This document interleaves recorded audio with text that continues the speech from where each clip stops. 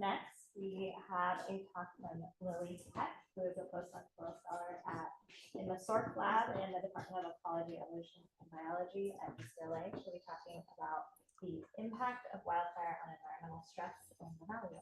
Thank you. Hi, so yeah, I'm going to give you a whistle-stop tour of some of the work we've been doing looking at stress response here at Sedgwick and valley oak trees to the lake fire. So we measured 5 groups of trees, which are annotated on the map. So burned trees were within the fire zone.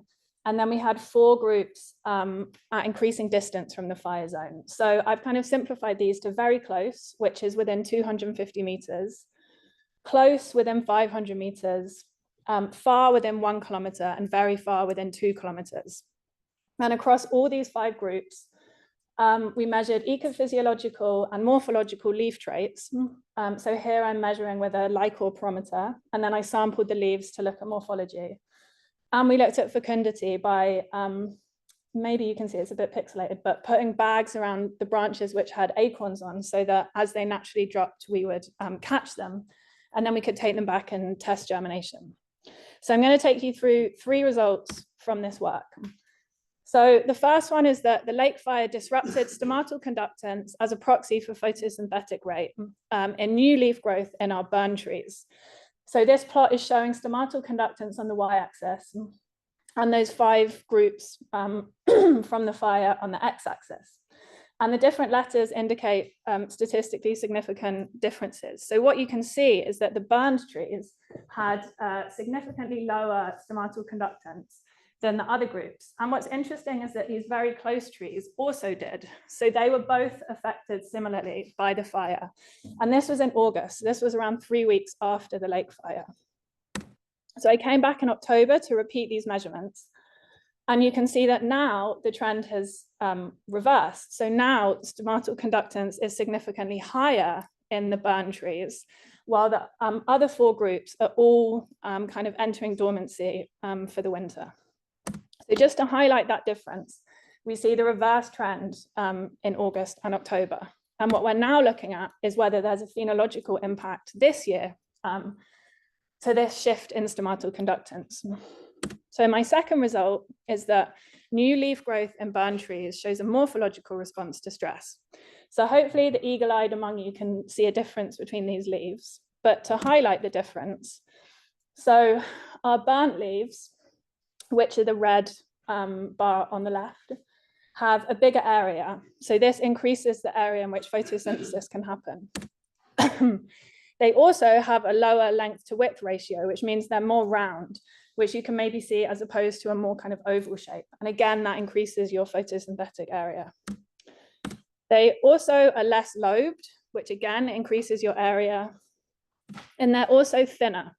And this means they're kind of cheaper and quicker to produce by the tree, and they can transpire more rapidly. So my third result is that burn trees produced fewer acorns, but with high germination. So this graph is now showing the number of acorns produced per tree. This data was collected by Victoria Sork and Andy Lentz. So they estimated acorn number for the whole tree. And you can see here that the burn trees have significantly fewer acorns than our 2 other distance groups. But interestingly, when we tested this germination back at UCLA, we saw that actually the acorns from the burnt trees had the highest germination. And so the y-axis here is the proportion of viable acorns which germinated.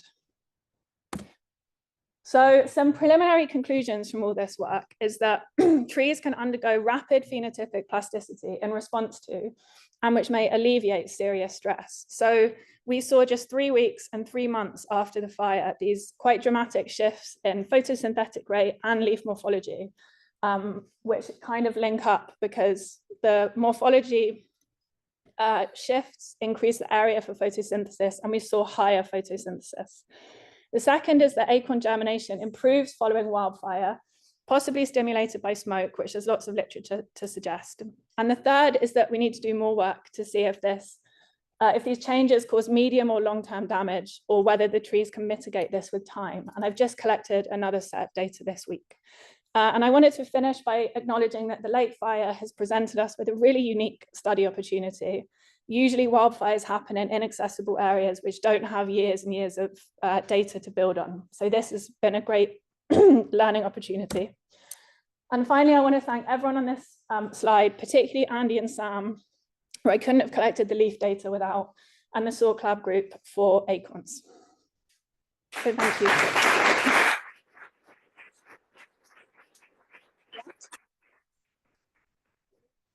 Questions?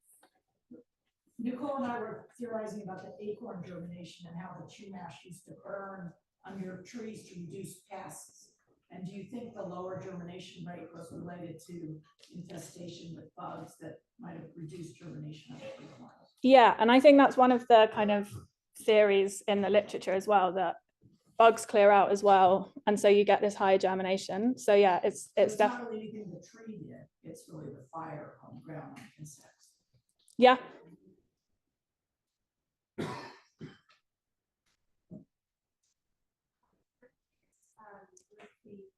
regrowing leaves on the bird trees, if there was any like differences in the branching patterns of the leaves, because I know you said the shapes change, but if it was like, I think I also measured that the fungus sprouting, and I'm curious if it like looked different. It's a good question. I'm not like, it's not something we studied, and it's not something I like observed. You definitely see later resprouting of the lower branches, which obviously were burnt the worst. But yeah, it's a good point. Just quickly, where do you go from here? In terms of... Good question.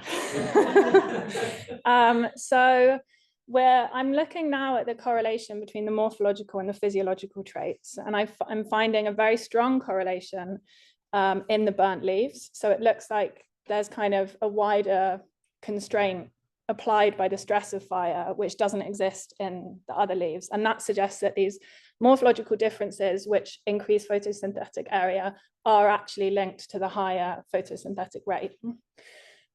We have all of these seedlings now from the germinated acorns. So I've got an undergrad who's going to drought stress them all and see if the burnt seedlings are less able to tolerate abiotic stress. And I think someone earlier called it regime change, but I'm hoping, I'm actually a genomicist, and so I'm hoping we can sequence some of these, the leaves collected from the trees in August, October, and now, to see if we can find any underlying epigenetic stress response, but we'll have to see.